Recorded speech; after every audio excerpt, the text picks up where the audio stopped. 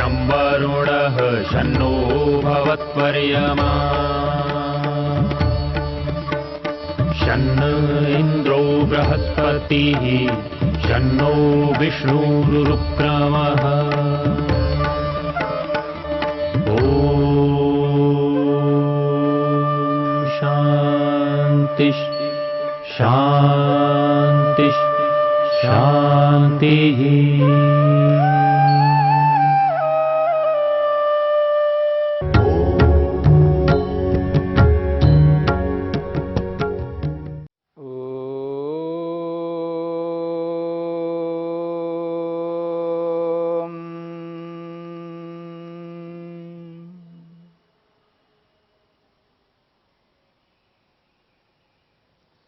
नियम के 5 विभागों में से पहला विभाग शौच को पूरा करके संतोष की चर्चा हम कर रहे हैं। संतोष योगाभ्यास में उत्तम साधन है। जो योगाभ्यास करना चाहता है, अपने जीवन को योगमय बनाना चाहता है, ऐसे व्यक्ति को संतोष को अपनाना होता है। संतोष का अभिप्राय है प्रसन्न रहना, संतुष्ट रहना, खुश रहना। महर्षि वेदव्यास ने संतोष की परिभाषा की है, सन्निहित साधनात् अधिकस्य अनुपादित्सा। वो कहते हैं जो हमारे निकट जो कुछ भी साधन है उनसे अधिक इच्छा न करना। इसे हम ऐसा भी समझ सकते हैं, जितनी योग्यता है हमारी और उस योग्यता के अनुरूप जो उपलब्ध हुआ है, जितनी शक्ति, सामर्थ्य, ज्ञान विज्ञान हमारे पास विद्यमान हैं, उनके अनुरूप जो कुछ भी साधन हमें प्राप्त होते हैं, चाहे वो धन हो, चाहे वो मकान हो, चाहे वो जमीन हो, चाहे और अन्य साधन हो, उनको पाकर के व्यक्ति खुश रहता है, प्रसन्न रहता है। इसी का नाम है संतोष। यदि इसके विपरीत व्यक्ति ना खुश रहता है, अप्रसन्न रहता है, हाय हाय करता है, तो समझ लेना वो असंतोष है। और असंतोष जीवन में कभी भी सफलता को प्राप्त होने नहीं देता। इस बात को समझ करके चलना है। व्यक्ति हाय हाय ना करे, हताश निराश ना हो। जीवन में एक बहुत बड़ी उपलब्धि है कि व्यक्ति कभी हताश निराश नहीं होता और सदा अपने आप को प्रसन्न बनाए रखता है, खुश रहता है, जिसे लोक में कहते हैं मस्त रहना, आनंदित रहता है। उसे ये बोध है जितनी मेरी योग्यता है उसके अनुरूप जो कुछ भी मेरे को साधन प्राप्त हुए हैं उसमें मैं खुश हूं, संतुष्ट हूं। क्योंकि व्यक्ति असंतोष को जीवन में स्थान इसलिए देता है क्योंकि उसके जीवन में लोभ है, और लोभ व्यक्ति को सदा असंतुष्ट रखता है। इसलिए लोभ अत्यंत हानिकारक है, व्यक्ति को कभी प्रसन्न होने नहीं देता। व्यक्ति सदा हताशा निराशा में रहता है। जब उसको देखा जाता है तब हाय हाय करने लगता है।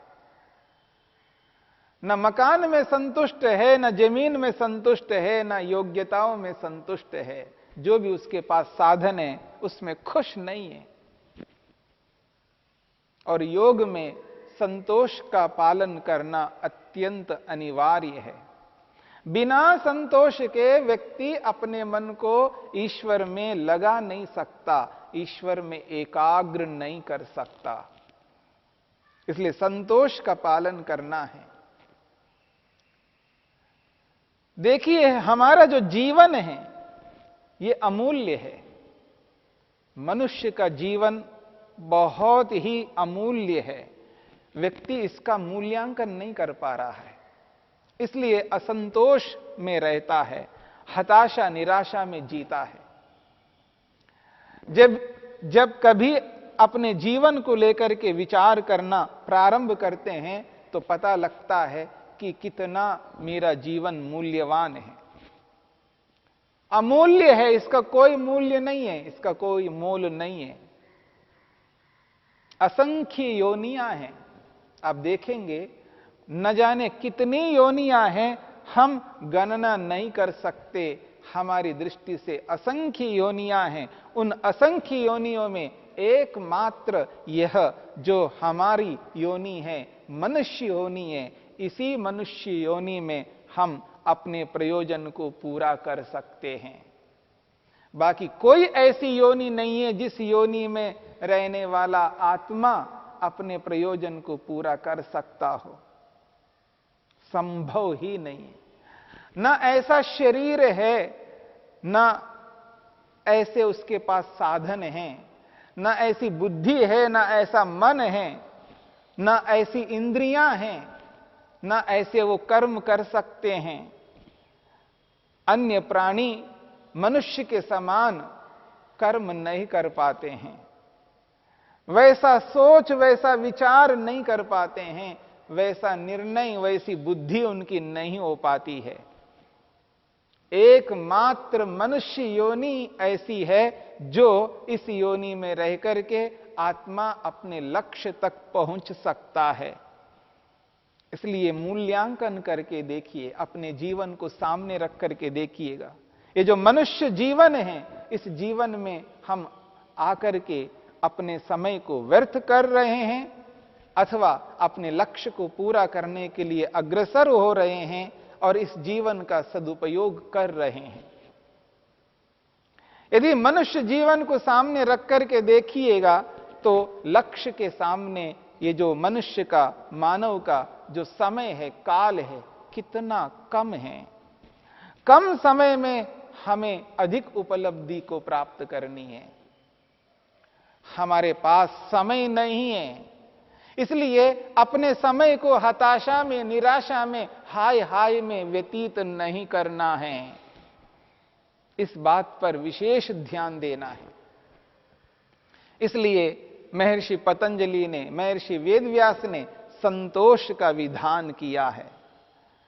व्यक्ति जब संतोष का पालन करता है तो मन को प्रसन्न रखता है और प्रसन्न मन से एकाग्र होता है और एकाग्र मन से समाधि लगती है और समाधि से उस स्थिति को हम पा लेते हैं जिस स्थिति को हम पाना चाहते हैं। इसलिए इस बात को समझने की चेष्टा करिए। ये जो हमारा मानव जीवन है बहुत कम समय के लिए है, बहुत कम समय के लिए है, केवल 100 साल है। यदि इसको ठीक प्रकार से इस जीवन को हम बिताना प्रारंभ करें तो हमारे पास केवल 100 साल है। परंतु 100 साल भी हमारे लिए 100 साल के रूप में नहीं है, क्योंकि आप देखिए कि व्यक्ति नींद में, निद्रा के लिए कितना समय निकालता है, कितने घंटों नींद के लिए चले जाते हैं। उसका मानो कि आधा जीवन तो निद्रा में चला जाता है। अब देखिएगा कितना समय हमारे पास में। अपने जीवन का जब मूल्यांकन करता है व्यक्ति, अपने समय को ध्यान में रखता है तो उसे यह प्रतीति होती है कि मेरे पास बहुत कम समय है और इतने कम समय में कितने बड़े लक्ष्य को मेरे को प्राप्त करना है, उसके लिए मेरे जीवन में हताशा निराशा के लिए समय बिल्कुल नहीं है। हाय हाय करने के लिए वक्त नहीं है मेरे पास में। इस 100 साल के जीवन में से कितना समय नींद के लिए निकल गया है, आधा समय लगभग इसी में चला गया है, और बचा आधा। उस आधे में से भी बाल्यावस्था को सामने रखिएगा और वृद्धावस्था को सामने रखिएगा। बाल्यावस्था और वृद्धावस्था, इन दोनों को जोड़िएगा, वो समय भी हमारा व्यर्थ सा ही चला जाता है, क्योंकि उसमें विशेष कुछ कर नहीं पाते हैं। न बाल्यावस्था में ऐसा कर पाते हैं और न वृद्धावस्था में ऐसा कर पाते हैं। देखिएगा, आधे जीवन में से और आधा निकाल दीजिएगा, बाल्यावस्था और वृद्धावस्था, क्या इतना सब चला गया। अब इस बात को समझने का प्रयत्न करिएगा, कितना समय बचा है, और उसमें से भी रोग, वियोग, नाना प्रकार की मुसीबतें, इनसे भी हमारा समय व्यर्थ न जाने कितना चला जाए। इतना समय चला गया है। ऐसी स्थिति में हम इस बात को समझने का प्रयत्न करें कि कितना समय हमारा निकल गया है।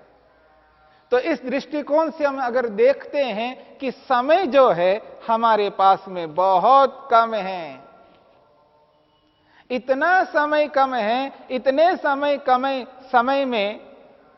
इतने कम समय में हम अपने आप को हताशा में, निराशा में ले जाएं, नाखुश रहे, हाय हाय करने लगे, तो और क्या बचेगा हमारे जीवन के लिए? जीवन के बहुत बड़े उद्देश्य को पूरा करने के लिए कितना समय है हमारे पास में? इसलिए इस बात पर ध्यान रखना है। अमूल्य जीवन है ये। इस अमूल्य जीवन को हम समझें, इसका मूल्यांकन करें, और इसका मूल्यांकन करके संतोष का पालन करें। अपने जीवन में से उस लोभ को हटा दें, जिस लोभ के कारण से हम हाय हाय करने लगते हैं, नाखुश रहते हैं और न जाने क्या क्या सोचने लगते हैं। क्या क्या शिकायतें हैं हमारे जीवन में। हम माता से खुश नहीं हैं, पिता से खुश नहीं हैं, पति से नहीं है, पत्नी से नहीं है, भाई से नहीं है, बहन से नहीं है, पड़ोसी से नहीं है, समाज से नहीं है, राष्ट्र और विश्व से खुश नहीं है। हम सबसे नाखुश होते जा रहे हैं, सबसे अप्रसन्न होते जा रहे हैं। हम किसी से खुश नहीं हो पा रहे हैं। ऐसी स्थिति में हम अपने जीवन को इस नाखुश की स्थिति में ही इतिश्री करने लग जाते हैं, और जो व्यक्ति ऐसा करता है वह व्यक्ति कभी भी अपने लक्ष्य को, उद्देश्य को पूरा नहीं कर सकता। इसलिए महर्षि पतंजलि ने स्पष्ट किया है, संतोष का पालन करना है। इसका यह अभिप्राय नहीं है कि व्यक्ति यह सोचे कि बस जो कुछ मेरे पास है इसी में मैं संतुष्ट हूं और नहीं चाहिए। ऐसा मान करके व्यक्ति पुरुषार्थहीन बन जाता हो, ऐसा मान करके व्यक्ति अधिक मेहनत नहीं करता हो और उपार्जन करने की स्थिति में नहीं रहता हो, तो समझ लेना वो भी हानिकारक है। खुश रहने का अभिप्राय यह नहीं है कि वो मेहनत, पुरुषार्थ ना करे, उद्यम ना करे, इसका यह अर्थ नहीं है। अनेक बार व्यक्ति इस स्थिति को नहीं समझ पाता है कि संतुष्ट रहना चाहिए, संतोष का पालन करना चाहिए। इसका गलत अर्थ करता हुआ, इसका दुरुपयोग करता हुआ व्यक्ति उद्यमहीन, पुरुषार्थहीन बन जाता है। आपके पास मकान नहीं है, मकान पाने के लिए मेहनत करो, उद्यम करो। जैसी भी स्थिति में मैं हूं, खुश हूं। क्या करना है मकान से, क्या करना जमीन से, क्या करना पैसे से, क्या करना साधन से। जो मूलभूत आवश्यकताएं हैं, जिसके बिना जीवन दुष्कर होता है, मूलभूत आवश्यकताओं की पूर्ति भी यदि व्यक्ति ना करे तो समझ लेना वह व्यक्ति उद्यमहीन, पुरुषार्थहीन, निठल्ला बन करके रहता है। संतोष का पालन करने का अभिप्राय यह कदापि नहीं है हाथ पर हाथ धर करके बैठ जाए, व्यक्ति निठल्ला बन जाए, पुरुषार्थहीन बन जाए, यह भी इसका अभिप्राय नहीं है। समान रूप से व्यक्ति को उद्यम, मेहनत, पुरुषार्थ करते जाना है और जो उपलब्ध हुआ है उसके पुरुषार्थ के परिणाम रूप में उसको जो उपलब्धि मिली है उस उपलब्धि को खुशी से स्वीकार करना है, प्रसन्नता से उसको अपनाना है, उसके लिए हाय हाय नहीं करना है, हताश निराश नहीं होना। अनेक बार व्यक्ति योजना बनाता है, एक लक्ष्य बनाता है कि इस साल मेरे को इतना कमाना है। एक साधारण व्यक्ति, एक साधारण व्यापार करने वाला व्यक्ति वो ये उद्देश्य बनाए, इस साल मेरे को 10 लाख कमाना है। 10 लाख रुपए प्राप्त करने इस साल ऐसा व्यक्ति लक्ष्य बना करके उद्यम, मेहनत, पुरुषार्थ करता जाता है और साल पूरा हो जाता है। जब हिसाब करता है तो उसको 10 लाख के स्थान पर 6 लाख उसको प्राप्त हुए। व्यक्ति हताश होता है, निराश होता है, हाय हाय करता है और कहने लगता है मैं 4 लाख मेरे डूब गए हैं, मैं लुट गया हूं, पिट गया हूं, मेरे 4 लाख डूब गए हैं। हताश होता है, निराश होता है, हाय हाय करता है, दुखी होता है, मातम बनाता है। और अनेक बार व्यक्ति चिंताग्रस्त होकर के, तनाव से, दबाव से ग्रस्त होकर के न जाने अपनी सारी मानसिकता को खराब कर बैठता है, जीवन को व्यक्ति निस्सार बना देता है, टेंशन में, डिप्रेशन में चला जाता है, धक्का लग जाता है उसे। ये जो हताशा, निराशा है, व्यक्ति को उसके लक्ष्य से ऐसे गिरा देता है जैसे कोई पर्वत की चोटी से गिर जाए तो तलहटी में गिर जाता है। ठीक इसी प्रकार से यह असंतोष व्यक्ति को इसी प्रकार गिराने वाला है। इसलिए इस बात को समझ करके चलना है, असंतोष अत्यंत हानिकारक है। जीवन में संतोष का पालन करना है। इसलिए जीवन का मूल्यांकन करना है। जीवन का मूल्यांकन करो कि मेरे को मनुष्य जीवन मिला है, मनुष्य जन्म को मैंने पाया है। दुनिया में इतनी सारी योनियां हैं, इन समस्त योनियों में मेरी जो योनि है, मनुष्य योनि, ये उत्कृष्ट योनि है। इसी योनि में रह करके, इसी शरीर में रह करके मैं अपने लक्ष्य को पूरा कर सकता हूं। जो कुछ भी मेरे को मिला है मेरी योग्यता के अनुसार, मेरे सामर्थ्य के अनुसार प्राप्त हुआ है, उसी में मैं खुश रहूंगा। हां, और अधिक पाना चाहता हूं तो और अधिक योग्यता को बढ़ाऊंगा, और अधिक शक्ति, सामर्थ्य को प्राप्त करूंगा, और अधिक ज्ञान विज्ञान को अपनाऊंगा, और अधिक साधनों को अपना करके और अधिक मेहनत करूंगा। उस मेहनत से जो कुछ भी मेरे को प्राप्त होगा उसी में मैं खुश रहूंगा, हताश नहीं होऊंगा, निराश नहीं होऊंगा। ये है संतोष।